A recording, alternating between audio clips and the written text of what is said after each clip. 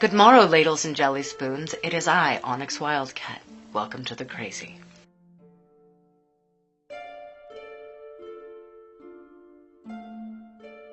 In this lovely little episode of Doom, I thought I would finally venture to Reddit NoSleep. I found the first one that looked interesting, a story by Cynic Happy, and it is called The Voice of My Sister's Ghost. I thought I would do a live reading. If I screw up any words, then I'm going to try and do this all in one go. So, wish me luck. On September 23rd, 1995, my older sister disappeared. She had been walking home from school and had taken a shortcut through the woods. Although her body was never found, blood splatter across the forest floor indicated murder, and a pretty gruesome one at that. I was only 5 years old at the time. Tamara had been 10 years my senior at 15. She was an exceptionally beautiful girl with long black hair and eyes like twin peridot. I said that right. Peridot. Sorry. But she had a solitary nature and mostly kept to herself. I have many distant memories of her curled up on the living room couch with a book, the fading afternoon sunlight catching the hints of blue in her hair. "Run along," she would say to me. "I'm reading." Given the vast age difference, Tamara and I were never particularly close. But I loved her, and I knew she loved me. Though rarely openly affectionate, I could sense it in the way she looked at me. How she would peek in on me every night, before going to bed herself. How she would sit at my bedside and stroke my hair whenever I was sick. On the morning of her death, on her way out the door, she looked me straight in the eye and said, "I love you, Dinah." It was completely unexpected, but felt so right. I don't know what prompted my sister to suddenly declare her love for me, but part of me has always suspected she knew deep down that it would be her last chance. This is sad. Tamara's disappearance horrified our small Ontario town and devastated our family. My mother was so overwhelmed with grief that she could barely function, and my grandparents moved in temporarily to help take care of me. I was confused and kept asking when my big sister would be coming home. The adults around me tried to explain that Tamara was gone forever, but death is too slippery a concept for a kindergartner to hold on to. The hunt for my sister's killer lasted nearly a year, but after a while, all leads dried up, and the police had nothing to go on. Some believed she could still be alive, and I was among them. Call it denial, but even as the years passed without any confirmation of Tamara's fate, I clung to the hope that my sister was alive somewhere. 5 years later, I received a sign, but it wasn't what I expected. Unbeknownst to my parents, I often visited the woods where Tamara had been snatched. Despite the horrific crime that had taken place there, I felt peaceful and closer to Tamara in a way. On this particular sunny afternoon, I sat on the bank of a bubbling creek and tossed pebbles into the water. Although it had been a hot day, this particular area of the woods was eerily cold, and I was about to learn why. "Dinah." The voice, though soft and whispery, startled me so badly I nearly fell headfirst into the water. My hand shot out just in time, catching me, and I managed to right myself before jumping to my feet and spinning around, facing in the general direction of the voice. No one was there. "Hello?" I called. "Is someone there?" "Dinah." The voice sounded a little too close for comfort, and yet so far away. It seemed to come from all directions, if that makes sense. I hadn't heard it in 5 years, but I'd recognize it anywhere. "Tamara?" My legs turned to water, and I fell to my knees.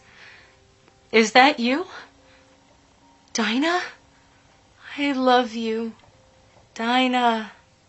She sounded exactly as she had that fateful morning, when she told me she loved me, only to disappear hours later. I reached out, groping at the air, but found nothing. It was as if we were separated by an invisible wall, as if she was in another realm entirely, where she could speak to me, but I couldn't peer before me. "Tamara!" I wailed. "Dinah, I love you. Dinah, I'll see you later." The voice faded out like a distant siren, and I began to sob. It took nearly an hour for me to regain some sense of composure and return home.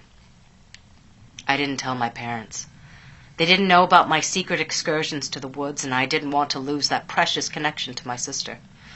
But hearing her voice had reopened old wounds, and my grief had returned full force, hitting me like a tsunami. I wanted to return to the woods as soon as possible, but the idea terrified me. I felt as if I'd heard something I was never meant to hear, as if I'd stepped into somewhere I didn't belong. The experience was surreal and had a dark, sinister edge that frightened me. Not to mention how emotionally crippling it had been to hear my sister's voice after all these years. Nearly a month had passed before I decided to return, figuring that if I didn't do it now, I'd never get around to it. I sat on an old tree stump and waited. This time, Tamara's voice didn't call my name. Instead, she was humming. It was a tune I didn't recognize until she began to sing it. "I don't know why you say goodbye. I say hello, hello, hello." I smiled to myself. Tamara had been a huge Beatles fan. My parents always put on Abbey Road on her birthday as a tribute to her. I closed my eyes and listened to her husky yet sweet voice, until it stopped and was replaced by a startled gasp. "Dinah? What are you doing here?" "Tamara!" I yelled, jumping to my feet. "I'm here! Tamara!" "Dinah, you shouldn't be wandering through these woods on your own." "Tamara!" I shrieked so shrilly a flock of birds in the trees took flight. "Come on, Dinah. Let's go home. Here, take my hand." I reached out, desperate, but once again only grasped air. I began to sob, moaning and wailing my sister's name over and over again. Then the memories hit me, as if I were sitting beneath a waterfall, letting the cold liquid sluice over my body, shocking, vivid, in colors too harsh for reality. My sister's murder. "Dinah? What are you doing here?" Tamara stands in the middle of the path, her dark blue backpack slung over her left shoulder. The afternoon sunlight forms a halo around her. She looks like an angel, a green-eyed, raven-haired angel. "I was looking for you," I tell her. "Dinah, you shouldn't be wandering through these woods on your own." "But you are." "I'm a big girl." There's a pause, then she reaches out. "Come on, Dinah, let's go home. Here, take my hand." Her palm is cool and soft against mine. We walk about 20 feet, then stop as something steps out of the trees. It is tall and ugly. Yellow eyes and needle-like teeth. Gray skin with the texture of tree bark. A monster from a dark fairy tale. "What the f—" Tamara hisses. It is the first time I've ever heard her swear. The creature lets out a sound somewhere between a snake hissing and a lion roaring. It charges at us, long, sinewy legs pumping. Tamara shoves me aside and I land in a nearby bush. "Tamara!" I scream. The creature swipes at my sister with a clawed hand, tearing open 3 hideous gashes in her chest. I scream, but Tamara remains silent, her face pale, teeth clenched. The creature grabs her by the ankle, squeezing so hard the bones crunch. But even as she's dragged away, Tamara faces me with a strained smile. "It's going to be okay," she calls. "It is." I scream her name, but all I hear is the angry snarls of the monster as my sister's wails, as she is torn apart. I ran home sobbing, screaming that a monster had killed Tamara. My parents panicked. This had happened before, on the day Tamara vanished. I told them everything.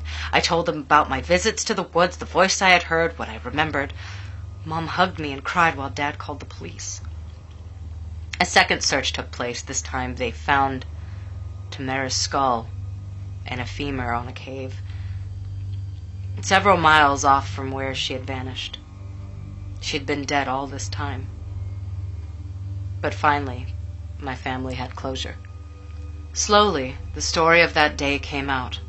I had gone into the woods to meet Tamara, knowing she had taken the route before.